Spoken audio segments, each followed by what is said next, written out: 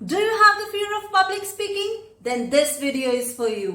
Many of us miss so many opportunities because of our shyness and low self-esteem. Let me tell you one thing.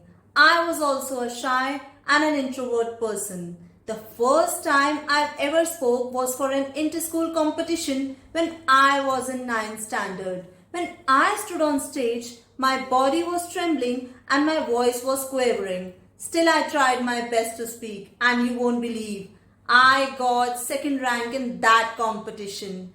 That was the moment when I threw the blanket of shyness. I decided, whether I lose or win, I will stand and speak. If I can do, so can you. Here I want to share a few tricks how to overcome your fear of public speaking.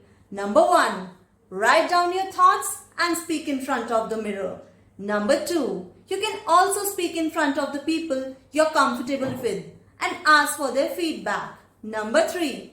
Never miss an opportunity to speak in front of the audience. You don't need a big stage to start. It may be your family get-together, your friends group, your classroom or your office too. So speak up guys without freaking out. There's no fear that can't be conquered.